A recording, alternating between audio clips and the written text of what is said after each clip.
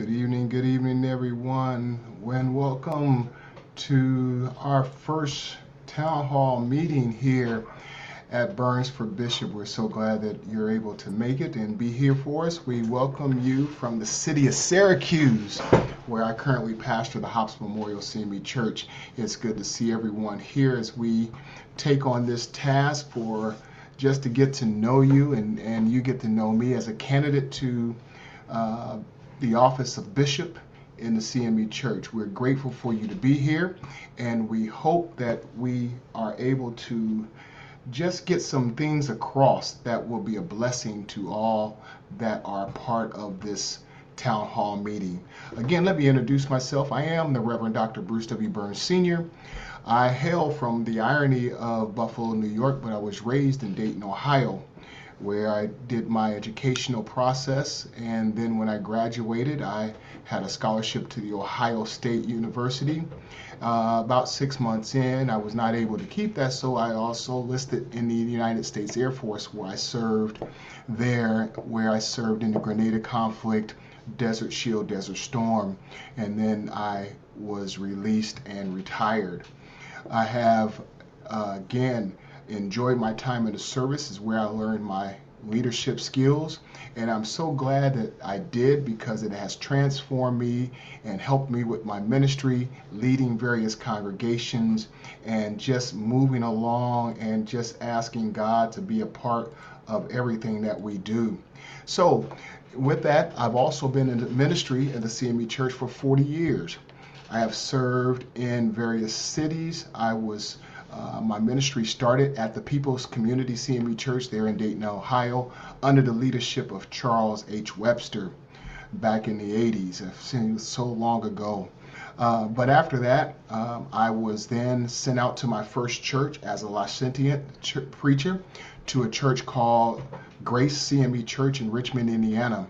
After my first year, we changed the name to Amazing Grace because of the things that happened there. From there, I was moved to a church called Reed Chapel in the city of Dayton, where I stayed there for 7 years. When I got there, the church only had about 15 members, and we grew it to 45 members. And these were persons who had never really run their own church. They had other people running their church, so we were able to teach them stewardship. These were persons who were currently living in the welfare system, but we were able to teach them how to manage bank accounts, because they did not at the time manage their own bank accounts for the church. They had outside members. So I taught them stewardship, and from there they became good stewards. I taught them how to do things around the church. They became great trustees and stewardesses. And even some of the young folks, they grew up and began to operate in leadership in the church. After that, I had an injury from participating in the sport of wrestling, and I took a year off. But after that year, Bishop Nathaniel Lindsay, senior bishop at the time, then moved me into my next charge, which was a Phillips Chapel in Addiston, Ohio. And what was unique about that place was a former jail. And so it was interesting because the jail cells were still in the basement of the church. And I said, you're talking about being locked up for Jesus or locking Satan up. We did certain creative things just to make the aesthetic of the church part of worship experiences. Even when we had what we call Community Day, we were able to guide people down, and we did this message, lock all your cares up and give them to Jesus. So we did that. It was such a fun moment. At that time, I was also being bivocational. I was working for IBM in a place called LexisNexis, but it was after a year of that God called me into full-time ministry. And that's when I learned sacrifice, if you want to say, because out of that sacrifice, I gave up corporate America. And that was an adjustment to make, giving up corporate America. And giving up corporate America, I then turned around and I was at the transfer to the Kentucky region, where I pastored the Phillips Memorial CME Church there in Lexington, which was a great experience as a full-time minister, office hours, and learning how to operate community. And there's a difference between a part-time minister sometimes and a full-time, because now you're getting involved in community. You're getting involved in all kind of social justice moments in that city. And so that took on a lot different meaning for me when it came to being a pastor in the CME church. I stayed there for 2 years, and then I was asked to move again to a place called Campbellsville, to the Fanny Chapel CME church. And what's unique about Fanny Chapel was that Fanny Chapel was the kind of church that its origin, its founder, Miss Fanny, was a former slave and domesticant. And what she did was she went to her former owners and asked for the land. And the owners turned around and sold her the land at that time for $35.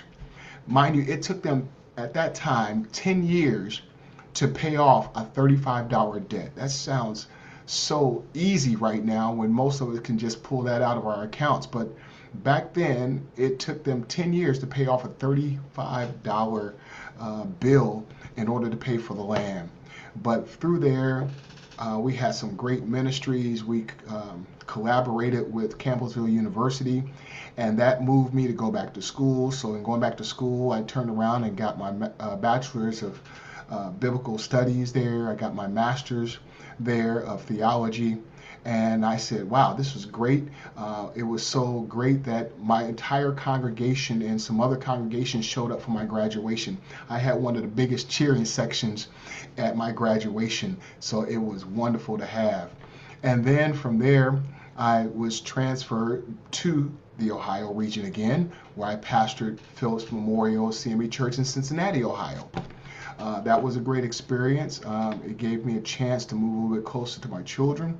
And from there, that was a great experience. But then again, the bishop at the time, Bishop Elin Brown, called me up and said, I need a favor. And out of that favor, I'm like, okay, Bishop, what do you need? He said, I need you to move again. Now, mind you, this is in the middle of the conference year. So on Easter Sunday, the bishop comes to Phillips, and he comes directly to the pulpit, which he'd never done before. But he came this time and he said, asked the congregation, do you enjoy Reverend Burns preaching? And they said, yes, we do. And they said, good. This is going to be the last one because we're moving him. I've got another assignment for him. At that time, the very next Sunday, the Sunday after Easter, I was appointed to the Keys Tabernacle CME Church in Mount Sterling, Kentucky. That was. Now, one thing that unique about Keys Tabernacle in Mount Sterling, Kentucky, was that where the church was located at 105 South Queen Street, catty-corner to the church is where they used to auction slaves. In fact, that ground was hollowed to the point that they would not build anything. So every, I think it was third Monday of October, they had court day. Now, this was in celebration that back in the day when the circuit court judge would come around on that third Monday to hold court. So it was a great big flea market opportunity. And the church that's where they raised a lot of their money. But I asked them, how can you raise money and not give God glory? So we incorporated service during court day. And I want you to know that one of the beautiful things that came out of that was we had many people from all around that would travel to Mount Sterling come to our Sunday morning service, because we would open up the doors and let the service flow out. So you could come in at will during the morning worship service. And they would come in, and I had a guest musician every year from Cincinnati who brought their family, and his wife would come and play, and he would play. So we had great musicians, we had great vocalists. You never knew who was going to come and join in the choir. And we went from, the first time I did it was maybe 5 people. When I left there 7 years later, we had 100 people in service during the court day. People would pause and come into service. So that was a great adventure being there in Kentucky. And then from there, I was sent back to my home church, the People's Community CME Church. And out of that church was a great time because it gave me a chance to go back and pastor the people who were involved with me getting my license. That was unique because it did show that a prophet could go back home. Now, mind you, it took a little finagling, but we got it through. We stayed there for 4 years, and in that 4 years, we were able to turn the church around economically. My first Sunday, the chairman of the steward board came in and told me, I got good news and bad news. I said, okay, well, give them to me. He said, well, the good news is we're glad you're here. I said, all right, now what's the bad news? He said, we're broke. I said, whoa, wait a minute. And so we talked about it. We came up with an economic plan. And within 4 years, we turned a $100,000 deficit into a $50,000 profit. So in other words, I left the church $50,000 better than when I got there. All right, so we turned it. That's $125,000 turnaround in just 4 years. At that point, it was around 2010 when Bishop E. Lynn Brown had retired, that God was moving on me to run for bishop. I graduated from seminary while I was pastoring Mount Sterling at Keys Tabernacle. So now I am a preacher who has 2 masters. I got my bachelor's in biblical studies. I got my master's of theology. I've got my MDiv. And so God was really moving on me to run for bishop. I was the one that held myself back. I looked at the pool that was running at the time and I said, no, I'll keep my name out. I'll let them have it. Then Bishop Kenneth Wayne Carter, one of our upcoming retired bishops, turned around and said, you know what? God told me to bless you. So he asked me to move to Georgia. And before I moved to Georgia, I had just bought a house in Ohio. And I was dating and I asked my wife, Natasha, if she would marry me. And I told her that I was asked to move to Georgia. So even she herself sacrificed, because here it is. I just buy a house. I get asked to move to the 6th Episcopal District to Georgia. I move to Georgia and I move and I tell her, look, this is where we're going. So she stepped out on faith to travel with me there. So with that, the church asked, I moved to Georgia. We pastored there for 4 years. And then after that 4 years, in 2018, Bishop James Bernard Walker, the current bishop of the 7th Episcopal District here, asked me if I would come to the 7th. And I said, well, no problem, but I was loving the sunshine. Don't get me wrong, I was loving the sunshine. But he asked me to come, and I said, okay, God, what should I do? So here I am, now 8 years later. And when I came here, it was an adjustment weather-wise, but I grew up in snow. I grew up in ice. So again, Dayton, Ohio and Syracuse, New York is not that much different when it comes to weather. But since being here, in my time of service, in every city that I've pastored, I've been in a social justice fight. There's always some social justice issues to fight. I've never been afraid to fight those issues. I've never been afraid to accept the challenges of the church. And so, again, when I went to Georgia, the call was still yelling at me to run for bishop. When I got here in 2018, I was going to run, but again, we were getting ready to deal with COVID, so it didn't run in 22. So here it is in 26.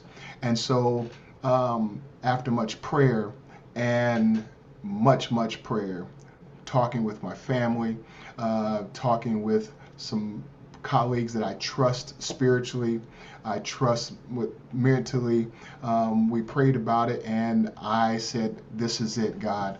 And so one of the things I offer is that in Isaiah, the 6th chapter, verse 8, God asks this question: whom shall we send and who will go for us? And as we look at this general conference in 2026, I'm offering myself as bishop because I want to answer that call that God asked in Isaiah 6. I also want to look at that passage that I want to fan into flame the gifts that God has given me. One of the gifts I've been able to use is getting churches out of financial debt.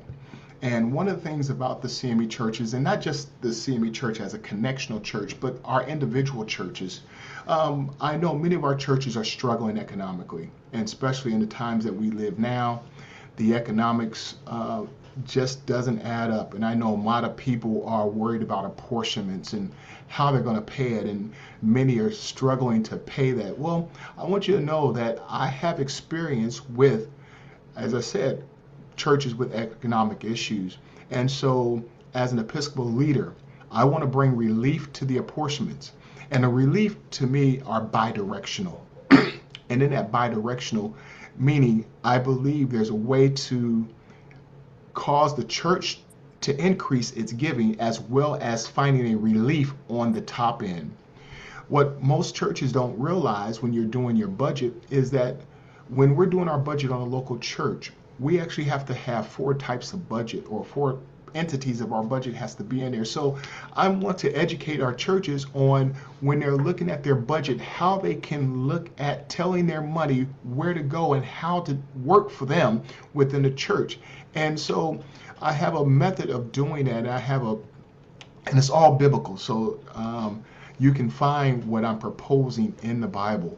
And so that way I'm not coming up with some scheme off the top of my head. I'm looking at what God says the way we should do finances, not only in the church, but our individuals. I'm looking at how we can grow our church. And when I say grow our church, I mean grow our church in the sense of kingdom growing, not just membership growing. We've got churches with great membership, but our discipleship is not the strongest. And this is not an indictment. This is not a negative. It's just, how can we grow the kingdom? And if we grow the kingdom, everything else will be added. Didn't God say in the Gospels that seek ye first the kingdom of God and all its righteousness, and all these other things will be added to you? Well, I believe that if we seek kingdom building, then membership building will happen, then church building will happen, then community building will happen, family building will happen, and then the connectional church will happen. So from that, I believe that we can do that. Another thing that our churches are suffering from is what I call the backdoor revolving door. We have people coming in the front door, and we shout when people come down the aisle, but we don't lament or cry about the people who are sneaking out the back door.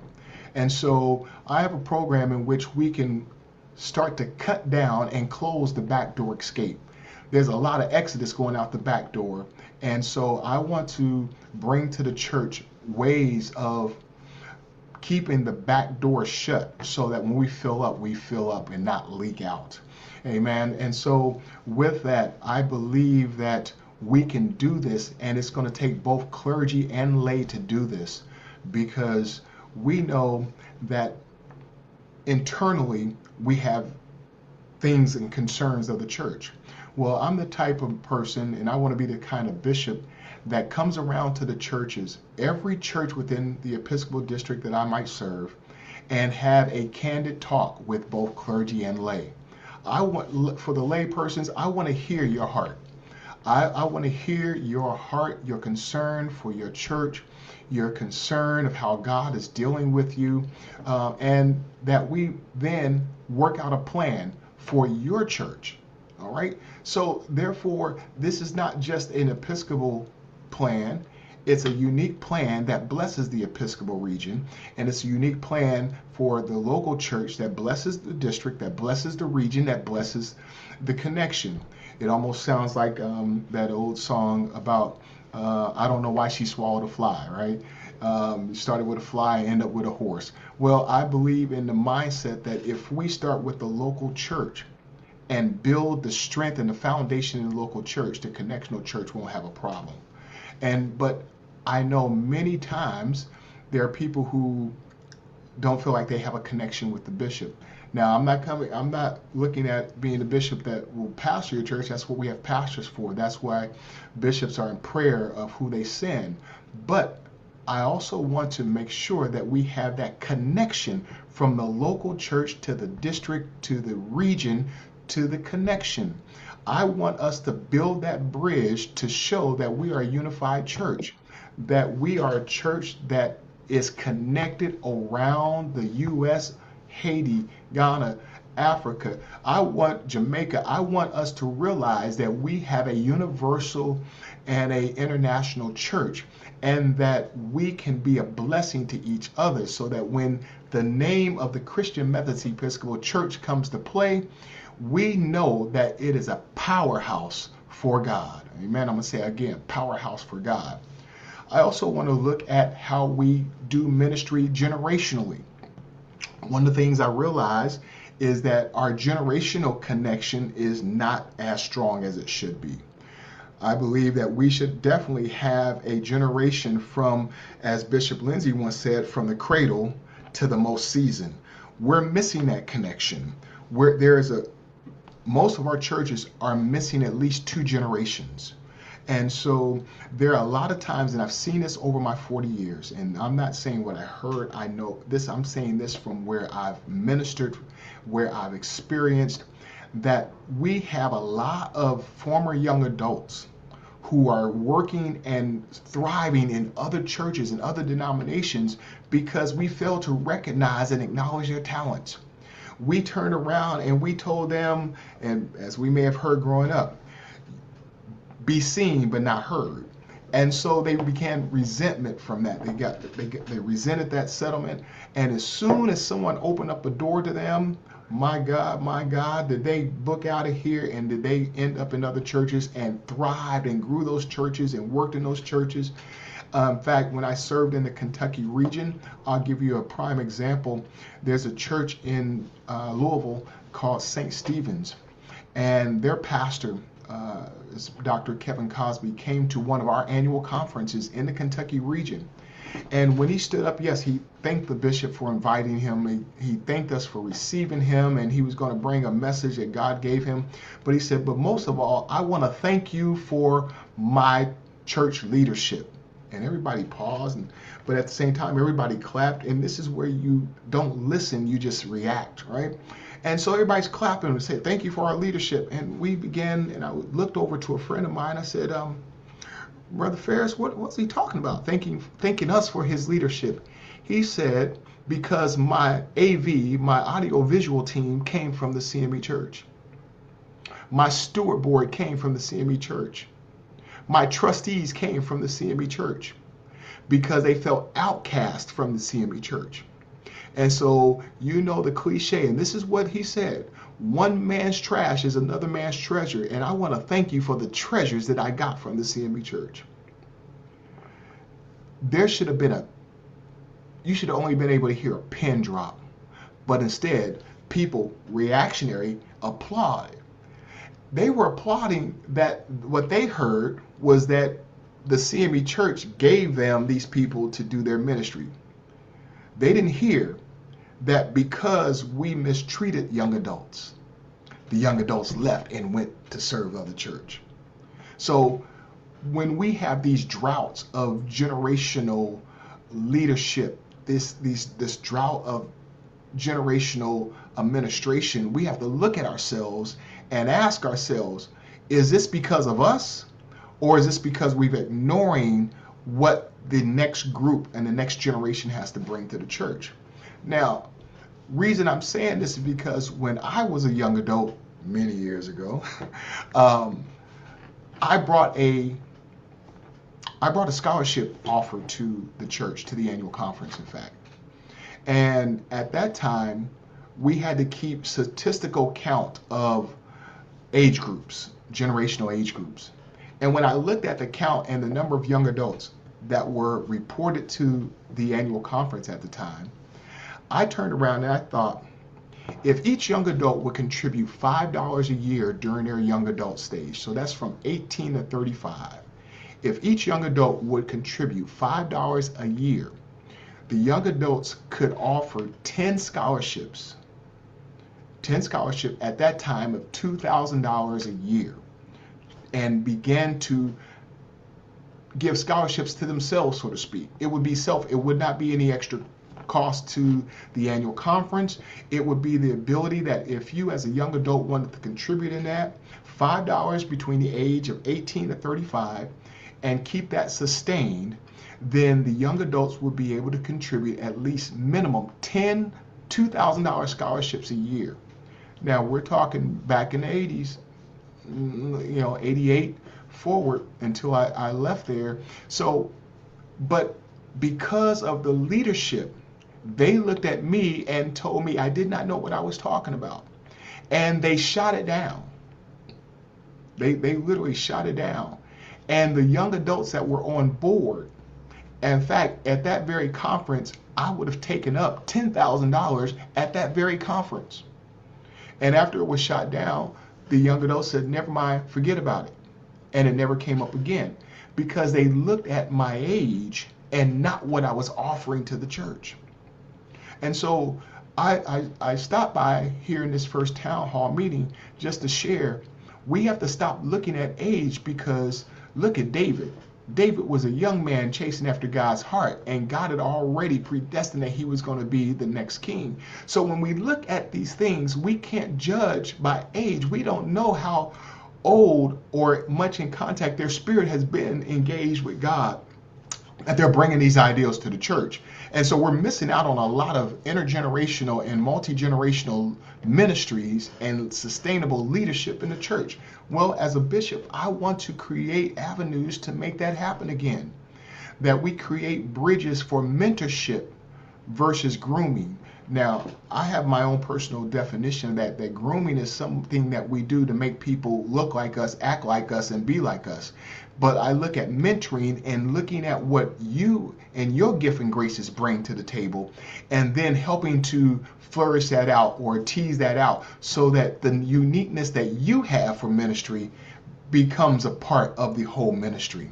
So therefore, I believe that every leader, in one sense, should be training themselves out of leadership. I even believe, as I preach and as I'm a pastor and as I'm attempting to move into being one of the next bishops in the CME Church, of mentoring myself out of a job, because I can only do it for so long. You can only do it for so long. And if we don't start mentoring, our church is going to have more gray in its being as it continues to grow older than it is the youthism that used to be.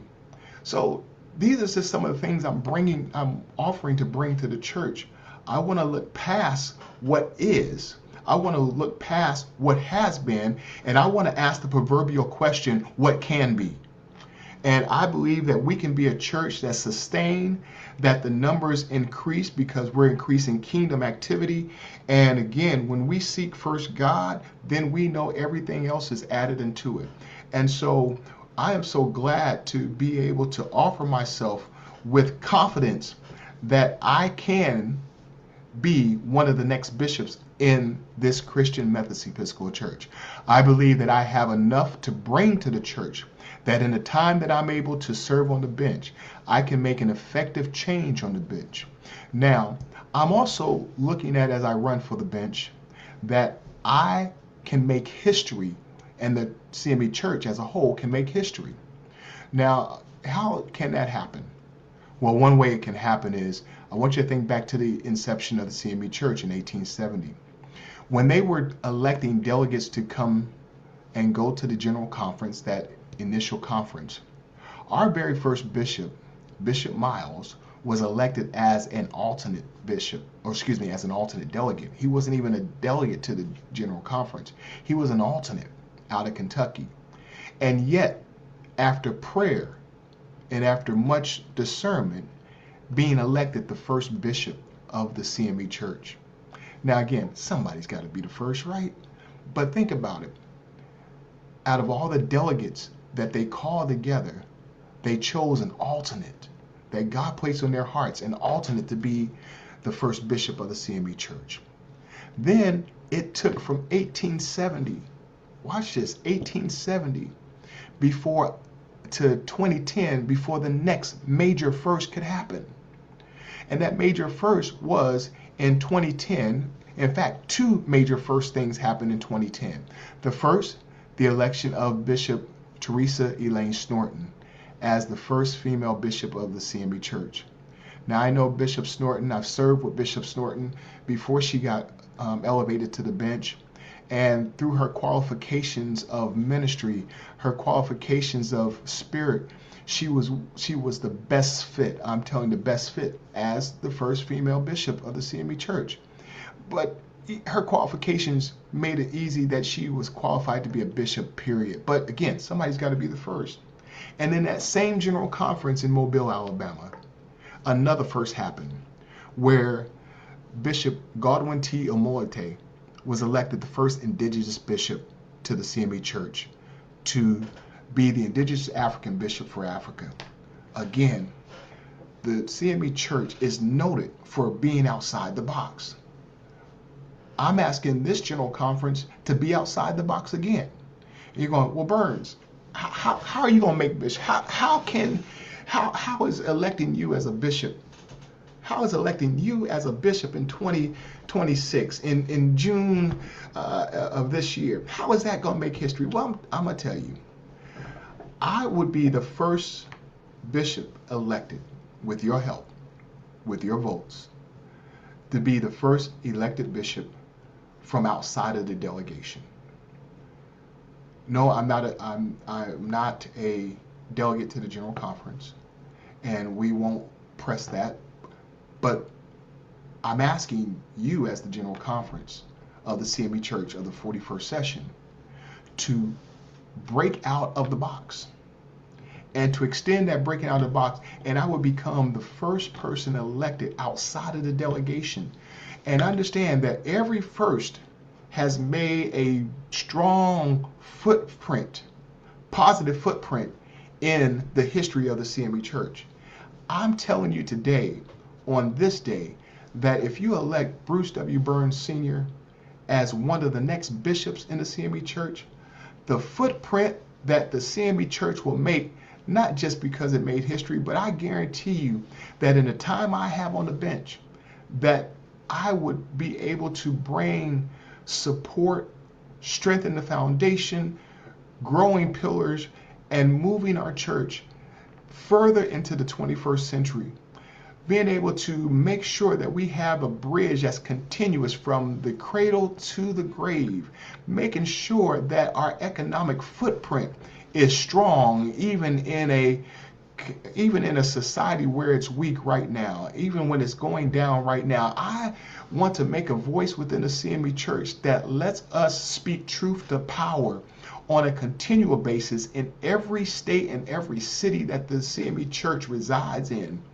I want the CME Church to, if you elect me bishop, to help it to become more the head and not the tail. I don't want us to be an afterthought. I want us to be a thought. I want us to be the thought, knowing again that the CME Church would seek first the kingdom of God. I believe that with the team that is supporting me, with the love and with the spirit and with the prayers, man, I believe that we can take this church to a higher level. I believe that whatever Episcopal district that God might appoint me to, we can take it. And let me rephrase that. We can take it to a higher level. Every church that I've pastored, and I failed to mention the two that I started, are still in existence today. And so through there, I believe it's not just Bruce Burns. I believe it's following the steps of God, following the steps of the kingdom, following the steps of the Holy Spirit that allows us to move into a position to where we're not just turning around and being just a piece of the kingdom. Mind you, being part of the kingdom is important, but we are a prominent piece. I want us to make sure that we have our place and know our place, as Paul tells 1 Corinthians, that we either the hands or the feet. We have to be a moving piece of that part of the body, and understand that within the CME Church of itself, every piece from the local church to the connectional church must know its position in the body. Because when it's out of position, we are walking around crippled, we're walking around deformed, we're walking around handicapped. And I believe that we can turn around through spiritual physical therapy and turn this church around. Again, from the local to the connectional. From the local to the connectional. I want us to be able to have the confidence that you elect in Bruce W. Burns a man of integrity, a man of character, which means that I believe that I will be the same kind of bishop that you see at an annual conference, that I'm still that same bishop when I'm out of your sight. I want you to know that if you elect me as one of the next bishops, that the finances of whatever Episcopal district that I happen to be appointed to would be of such great integrity that you will never have to ask the question, what are they doing with our money? I promise to be one of those bishops that is transparent in its actions, to say, here's what we need. Here's what we need to fill in. And this is the direction that we're going. I believe in making sure that, as the term says, write the vision, make it plain, so that everyone can buy space in the vision. Because watch this, if we all join into the vision, we can make this happen. Let me give you a practical thought about this. Everybody knows Disney. Everybody knows Disney. But the thing about Walt Disney was, he was not an artist. He was just a man with a thought and a vision. But he knew how to build around him. And after building around him, he now has his name in every nation of this world. It's funny because I have family who are lifetime Disney people. When I say lifetime, they're generational Disney people, all right? To the point that while I was out in the 9th Episcopal District last spring, it was, on May 4th, they dressed the part because they had to be at Disney for May the Force Be With You Day. And it was so funny because that's how much they buy into it. So I want us to know that we're going to do this. Now, if you got any questions, I'll go ahead and put them in the chat. And I'm going to, we're going to look at the chat and we're going to be able to answer some questions for a moment. So if you have a question, go ahead and put in the chat. I see one in there. Let me pull it up and see what we have here. It says, during the next town hall, be specific about your financial plan for the church growth. I look forward to hearing more. All right. I think it's Shirley Powell. I will do that on our next one. And our next town hall, I believe, is Monday at 8 o'clock. I will show you and demonstrate how that would work. And not only how it works, but how it works on the local church level, all the way up to the connectional level. And I'll show you how the budgeting looks on all levels when you're looking at the local church level. All right, so thank you for that. I'm going to make note of that so that we put that on our agenda for our next town hall. Thank you for joining us tonight. All right, we're just moving right along, and with that, are there any other persons who might have a question? Please go ahead and put them in the chat. I just wanted to take this first one and share with you my thoughts and my visions on the church. And I want you to know that, you know, I also believe that not only the church, but pastors should have a balanced life as well. We need the local church to understand that the pastor needs a balanced life as well, because we understand statistically that pastoring is one of the most stressful jobs there are in the world. And one is because of their heart. There are many pastors whose hearts are so big, the problem is they end up sacrificing life and their family and other things to make sure they take care of the church. There are enough, and mind you, sometimes in reality, part of the CME church is suffering from a lack of preachers and pastors. And so, again, what I want to bring to the church is the ability to be still so that people can hear God's voice calling them. But then, how do we minister to our current level of pastors? How do we put them in a position where they can care for home? Because understand, pastors have to care for their spouses and their children as well. People put a lot of pressure on the pastor and how well they take care of their home, how well they take care of their children. Well, if we don't make a symbiotic relationship between the local church and the pastor, we're going to find more churches and more pastors being damaged. And so one of the things we want to bring is some care for our pastors, some avenues and some means, support systems and resources to our pastors so that they can take some time and be spiritually healed and some mentally healed. Again, the stress level of pastoring, most people don't understand. And so we want to bring to the table and to the bench abilities and resources so that our pastors can become good husbands and good wives, right? Good fathers and good mothers, and good families. And in there, I guarantee you that with doing that, the understanding from the pews to the pulpit will change. We got a lot of pastors who ask how the congregation is doing. But congregation, when was the last time, and lay people, when was the last time you said, Pastor, how are you doing? Again, I say this from a practical side as we look at closing for tonight, is this. When I was at Fanny Chapel, I told you I went back to school, went to Campbellsville University, got my Bachelor's of Arts, Biblical Studies area where my concentration was Greek and Hebrew. I served in a church that had five retired teachers. When I would come to Bible study and I was complaining about, oh man, I got all this homework, I got all this studying. You know what my retired teachers did? They said, Pastor, thank you for holding Bible study, but go home and study. Let me say it again. Thank you for Bible study. Thank you for being here for us, but we want you to go study. And I had one, his name was Samuel Whitcliffe. He's gone on to glory now. Samuel Whitcliffe said, next week, if you allow me, I'll run Bible study. You stay home and study. Y'all missed that. Y'all missed that. Y'all missed that.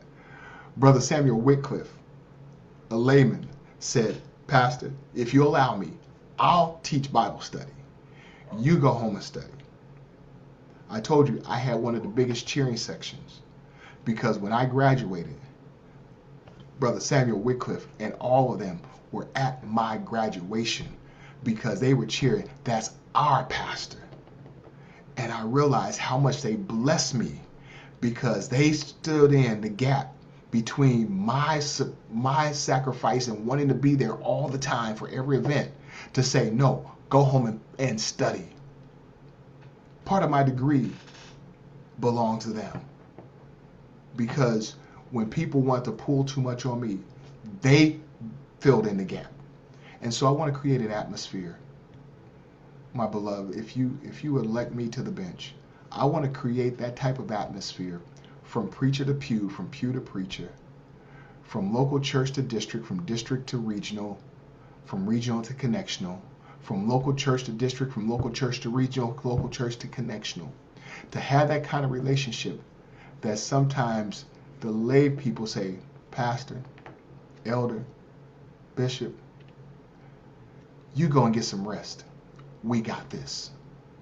Because when it becomes our church and not my church, man, what God can do, I'm just talking about what I'm talking about.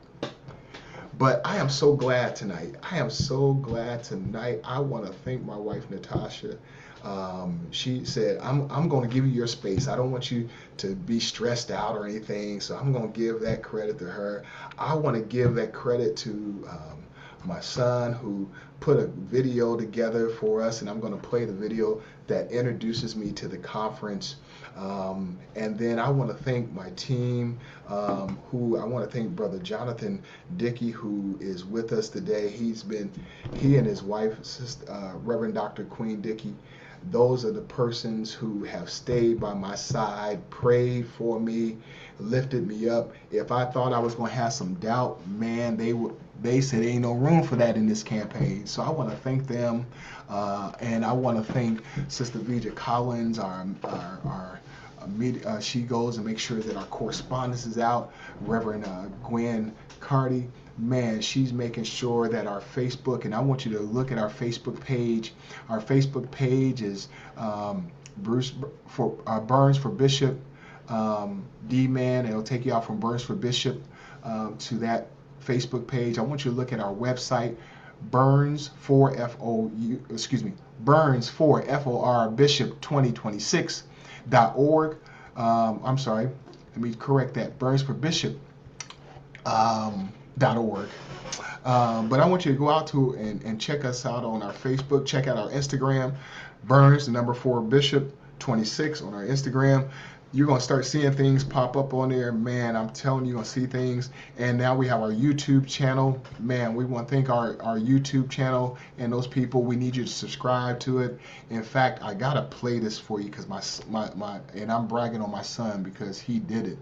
I got to find that thing real quick. If you would just give me a second, because he hooked that thing up. And I got to give it to him because, again, he blessed us with doing this on net and making sure that we have everything. So again, our Facebook, our website is burnsforbishop.org. Please, you're going to see that puppy just blow up, and I want to thank Reverend Dickey for making sure that that puppy is ready to blow up. Man, and I want to thank our treasurer, sister, minister, I should say, Charmaine Hall. And mind you, I want you to know that we have a team that is not just in the 7th Episcopal District. God has blessed us with a multi-Episcopal District team that is ready, that is able, and I want you to know that they are working hard in order to make this thing work. But I'm going to play this video for you real quick if you let me, and I want you to be blessed by what you see on this thing, because man, it's nothing but God. Let me throw this up here and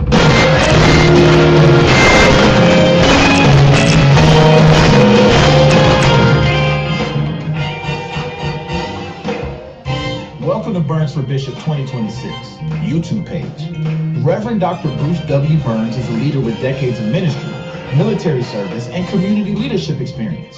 His vision is simple: divine development, ecclesiastical excitement, and inspirational mission. Inspired by 2 Timothy 1:6, Reverend Dr. Burns believes it is time to fan into flame the mission, unity, and spiritual passion of the CME Church. If you believe in leadership that develops, excites, and ignites, we invite you to join the movement. Please like, subscribe, and share. Burns for Bishop 2026. Develop, excite, and ignite.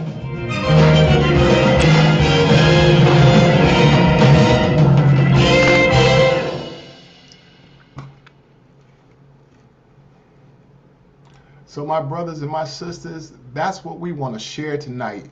We want you excited. We want you to know, we want you so excited about this campaign that we're ready for you to just jump on board. We're ready for you to bring the votes. We're ready for you to help make history within the connectional of the Christian Methodist Episcopal Church. We're ready and asking you to just be a blessing, because I know that I can be a blessing to the church, and I promise you I would not be a hindrance. I promise you to be the kind of leader that you would say, that's the bishop of this CME church. That's one of the bishops of our CME church. And I even want you to be so excited that you saying, man, I hope the Episcopacy Committee would bring him and send him to us, because that's the kind of energy we need in the CME church. I want to be that bishop that has come with a plan, not guessing, but come with a plan. But at the same time, don't get me wrong, not only do I plan to come with a plan, but I want to also hear what you have so that we can take those plans and make it the plan for the Episcopal District. I want to hear what you have. I want to hear what you need, and I want to be able to take the plan. And mind you, watch this. If these plans coincide, watch out. I'm telling you, watch out. Get ready, get ready. I know I'm borrowing somebody's phrase, get ready, get ready. But I'm telling you, if you would elect Bruce W. Burns Sr. as one of the next presiding bishops of the Christian Methodist Episcopal Church, the church will not be disappointed, I guarantee you, because the first thing I'm going to do when I wake up that morning is be in prayer. Same thing, I'm gonna be the type of prayer person that David says, that's my brother. I want to be the type of leader that says, I know I make mistakes, but my mistakes are not my final. My mistakes are my opportunity of learning. So I just want to stop by again, and I want to thank you tonight, on this day, the great opportunity of this first town hall meeting. And again, I want you to know that our next town hall meeting is at 8 o'clock Eastern Standard Time on Monday. And I want you to join in with us. I want you to catch us live on Zoom. so that you can ask questions. I want you to catch us live on Facebook. I want you to catch us live on YouTube. I want you to catch us. Don't miss this. And then tell your other delegates, alternate or other, hey, go check out the YouTube station of Burns for Bishop. Go check it out, because he ain't playing. He real. Check out again our Facebook, Burns for Bishop, our website, burns4bishop.org, our Instagram, burns4bishop26. Don't miss any opportunity. And if you have any questions, I'm going to give you an opportunity. Here it is. You ready? I want you to be able to email me. All right? Email me. Our email is burnsforbishop2026@gmail.com. Again, that's burnsforbishop@gmail.com. burnsforbishop2026. Let me make sure. Y'all got me so excited right now. My tongue is tied. So let me slow my roll. burnsforbishop2026@gmail.com. Feel free to email us if you have any questions that you want me to bring up in the next 3 town hall meetings that we have left. Put them in there. burnsforbishop2026@gmail.com. Check out our Facebook page, Burns for Bishop. Check out our Instagram, burnsforbishop26, and check out our website, burnsforbishop.org. God bless you. Thank you for allowing me to invade your time and allow me to spend time with you and allow me to express myself in this opening town hall. That's who I am. I'm, again, the Reverend Dr. Bruce W. Burns. I am the presiding pastor of the Hops Memorial CME Church in Syracuse, New York. I am the husband of Natasha B. Burns Sr. I am the father of Bruce W. Burns Jr. I am the father of Krista Danae Burns. Oh, excuse me. Forgive me. Krista Danae Matthews. I'm sorry, baby. I'm her father. I am the grandfather of Jalen Richardson. I am the grandfather of Brendan Richardson. I am the grandfather of Nova Matthews, the grandfather of Zion James Burns, and the grandfather of Eden Matthew. Those are my love. Those are my heart. I am the Reverend Dr. Bruce W. Burns, and I am praying that you will see fit to elect me as one of the next bishops of the Christian Methodist Episcopal Church. And with your help and with your blessings, we can be a church that far exceeds everything that God has helped with. God bless you. God keep you. For those on Facebook, God bless you. God keep you. Those on YouTube, God bless you. God keep you. It ain't over until the vote's in. And I know that you're going to make sure that the votes for Bruce W. Burns Sr. are ready and available, so that when he comes to the bench, he bringing the Spirit of the Lord with him. And where the Spirit of the Lord, there is liberty. Have a great night, everybody.